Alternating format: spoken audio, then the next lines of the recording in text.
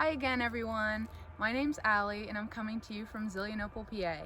Today, we're going to be exploring some common tree types that can be found in Pennsylvania and Ohio. So let's go see what we can find. So here's the first tree that we're going to look at, and it goes all the way up there. And this tree is the black cherry tree, and its scientific name is Prunus serratina, and it comes from the Rosaceae family, which is the rose family.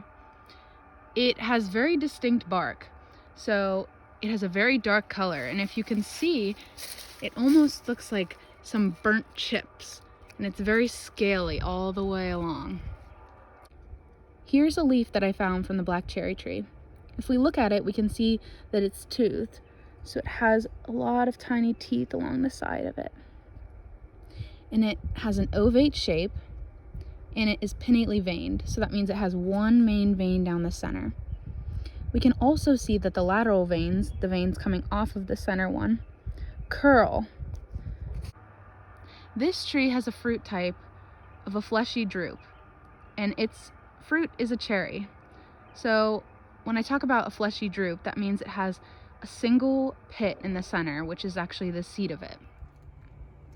Next, we're going to explore the oak trees. And the oaks come from the Fagaceae family. So on the left here, we have a red oak, and on the right, we have a white oak. As I said before, this is a red oak, specifically a northern red oak, and its scientific name is Quercus rubra. When it's younger, it has more of a reddish-brown bark, and as it gets older, it darkens up. It's distinguished and can be characterized by its flat-topped ridges and its shallow furrows. So here are the ridges, and then the furrows are what goes in between them.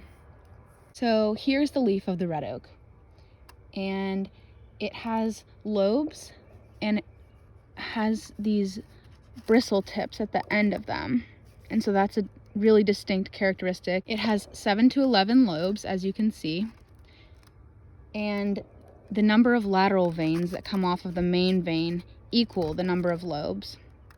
The red oak produces acorns, so it provides tons of food for animals, and they drop in the fall. The red oak acorns, however, need almost 2 seasons to mature, so roughly they need 15 months to mature. Here is the white oak. Its scientific name is Quercus alba, and its bark, as we can see, is off-white gray, and it's lighter than the red oak bark. It has shallow ridges, and you can see it kind of looks like thin flakes all up and down it. Here is a white oak leaf that I found.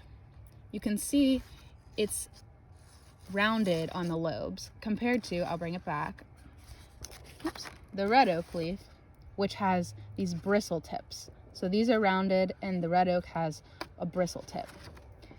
Again, with the white oak leaf, you can see that the lateral veins equal the number of lobes that are present. As with the red oaks, the white oaks also produce acorns. However, the white oak acorns mature in 1 season, so they mature quicker than the red oak acorns. And as a fun fact, the white oak acorns are actually preferred by wildlife because they have less tannic acid in them than red oak acorns. All right, that's all I have for you today. I hope you learned more about some of the tree types in your local area, and I will see you next time.